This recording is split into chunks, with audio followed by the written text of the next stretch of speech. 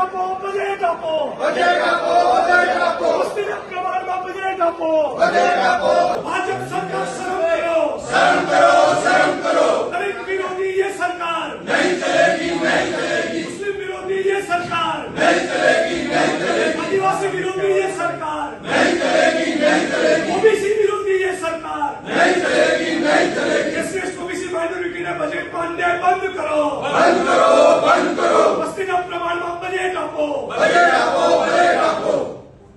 આજે ગુજરાત વિધાનસભાની પ્રશ્નોત્તરી દરમિયાન ફરી એકવાર આ ભારતીય જનતા પાર્ટીની ડબલ એન્જિન સરકારનો ગુજરાતની જે બહુમતી વસ્તી છે, જે ગરીબ સામાન્ય વર્ગના લોકો છે, એસસી એસટી ઓબીસી માઇનોરિટી સમાજ, એ સફાઈ કામદારો હોય, દિવ્યાંગ હોય, પશુપાલક ગોપાલક હોય કે પછાત વર્ગના વિચરતી વિમુખ જાતિના લોકો હોય, એની સાથે જે સતત અન્યાય થઈ રહ્યો છે, એની સાથે જે સતત ભેદભાવ થઈ રહ્યો છે, એને સતત શોષણ થઈ રહ્યું છે, તેમ છતાં સરકાર એને કોઈ પણ જાતની મદદ નથી કરતી, એવો આ સમાજ વિરુદ્ધનો ભારતીય જનતા પાર્ટીનો ચહેરો પણ ખુલ્લો પડી ગયો છે અને એસસી એસટી ઓબીસી માઇનોરિટી વિરુદ્ધની આ સરકારની ચાલ ચરિત્ર અને ચહેરો પણ આજે પ્રશ્નોત્તરીમાં સ્પષ્ટ રીતે ખુલ્લો પડી ગયો. અમારા વિધાનસભા કોંગ્રેસ પક્ષના ઉપનેતા આદરણીય શૈલેષભાઈ પરમાર દ્વારા પ્રશ્ન પૂછવામાં આવ્યો કે સામાજિક ન્યાય અને અધિકારીતા વિભાગ અંતર્ગતના જે એસસી એસટી ઓબીસી માઇનોરિટી માટેના બોર્ડ નિગમ છે, એને છેલ્લા 2 વર્ષમાં કેટલું બજેટ ફાળવવામાં આવ્યું, કેટલો ખર્ચ થયો અને કેટલી રકમ વણ વપરાયેલી રહી. એક તો વસ્તીના પ્રમાણમાં ખૂબ ઓછું બજેટ ફાળવવામાં આવે છે, એની સામે વર્ષોથી અમે લડાઈ લડીએ છીએ. તેમ છતાં ફરી એકવાર આ જવાબમાં જોવા મળ્યું કે વસ્તીના પ્રમાણમાં નહીવત બજેટ ફાળવે છે અને બીજી બાજુ જે બજેટ ફાળવે છે એમાંથી પણ મોટા ભાગની રકમ વણ વપરાયેલી રહે છે, એટલે કે ખર્ચ કરવામાં નથી આવતું. અહીંયા જે આંકડા છે કે ગુજરાતનો સૌથી ગરીબ કહી શકાય એવો સફાઈ કામદાર વર્ગ, એના ઉત્કર્ષ માટે સફાઈ કામદાર વિકાસ નિગમ છે. ખાલી એક જ વર્ષની વાત કરીએ, 24-25 નું વર્ષ જે પૂરું થઈ ગયું છે હિસાબી વર્ષ, એના આંકડા જોઈએ તો એમાં ફાળવેલી રકમ 76.50 કરોડ હતી, એમાંથી 28% રકમ વણ વપરાયેલી રહી. અલ્પસંખ્યક વિકાસ નિગમ એટલે કે લઘુમતી સમાજના લોકોને મદદ કરવા માટેનું આ નિગમ, એમાં 24-25 વર્ષમાં ફક્ત 22.80 કરોડ રકમ ફળવાઈ અને એમાંથી 40% રકમ વણ વપરાયેલી રહી. પછાત વર્ગ વિકાસ નિગમ, એમાં 41 કરોડ ફાળવવામાં આવ્યા હતા, એમાંથી 35% રકમ વણ વપરાયેલી રહી.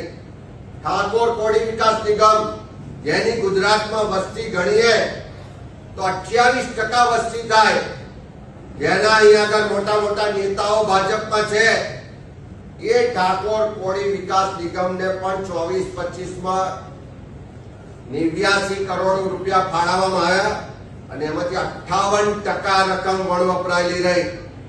ગોપાલક વિકાસ નિગમ, એમને પણ 23.44 કરોડ ફાળવવામાં આવ્યા અને 50% રકમ વણ વપરાયેલી રહી. અમે જ્યારે સરકારને પૂછ્યું કે આ ઓછી રકમ ફાળવવામાં આવે છે અને બીજા બિન અનામત વર્ગનો જે નિગમ છે એને અનેક ગણી વધારે રકમ ફાળવવામાં આવે છે, તો આ બજેટ ફાળવવાના ધોરણો શું છે, એની આર્થિક સ્થિતિ જોવામાં આવે છે, એની સામાજિક સ્થિતિ જોવામાં આવે છે, એની શૈક્ષણિક સ્થિતિ જોવામાં આવે છે, કયા આધારે બજેટ ફાળવવામાં આવે છે. પણ એનો જવાબ સરકારે ના આપ્યો. ફરી પૂછ્યું કે વારંવાર ઓછું બજેટ ફાળવાય છે તો એના કારણો શું છે, તો એનો જવાબ સરકાર નથી આપતી. ફરી પૂછીએ છીએ કે એક તો ઓછું બજેટ આપો છો, ભેદભાવ કરો છો, અન્યાય કરો છો અને જે બજેટ ફળવાય છે એમાંથી પણ 50% રકમ વપરાતી નથી, તો એના કારણો શું છે, એક પણ પ્રશ્નનો જવાબ આ સરકાર વિધાનસભામાં આપતી નથી. આ સરકારનો ચહેરો ખુલ્લો પડી ગયો છે. એસસી એસટી ઓબીસી માઇનોરિટી વિરુદ્ધની એમની માનસિકતા છતી થાય છે અને એના માટે જ્યારે કોંગ્રેસ પાર્ટી અવાજ ઉઠાવે, આ સમાજને ભેદભાવ, અન્યાય અને એના ન્યાય માટેની વાત કરે તો એનો જવાબ આપવામાં નથી આવતો. કોંગ્રેસના સભ્યોની વાત સાંભળવામાં નથી આવતી અને ઉડાવ જવાબો આપવામાં આવે છે. એની વિરુદ્ધમાં આજે અમે વોકઆઉટ કર્યો છે. ફરી સરકારને કહીએ છે કે આ ભેદભાવ ને અન્યાય બંધ કરો અને ગુજરાતમાં જે લોકોના પ્રતિનિધિઓ ચૂંટાઈને અહીં આવ્યા છે એ ભારતીય જનતા પાર્ટીના બધા જ નેતાઓ, મુખ્યમંત્રીથી લઈને ધારાસભ્યો, જેના વિસ્તારમાં બહુમતી વસ્તી એસસી એસટી ઓબીસી માઇનોરિટી સમાજની છે. શરમ તો ત્યારે આવે કે એક પણ ભાજપનો ધારાસભ્ય આ સમાજના હક અધિકારની વાત માટે બોલવા ઉભો ના થયો. એક પણ ભાજપનો નેતા, ધારાસભ્ય આ સમાજને ભેદભાવ થાય છે, અન્યાય થાય છે એ વાત કહેવા ઉભો ના થયો. એવી તો કેવી મજબૂરી છે કે તમે જવાબ પણ નથી આપતા અને એવી તો કેવી ભાજપના ધારાસભ્યોની મજબૂરી છે કે પોતાના વિસ્તારના લોકો માટે, પોતાના સમાજ માટે પણ એક શબ્દ બોલવા તૈયાર નથી. ત્યારે શરમ આવી જોઈએ આ સરકારને કે અન્યાય કરે છે, ભેદભાવ કરે છે.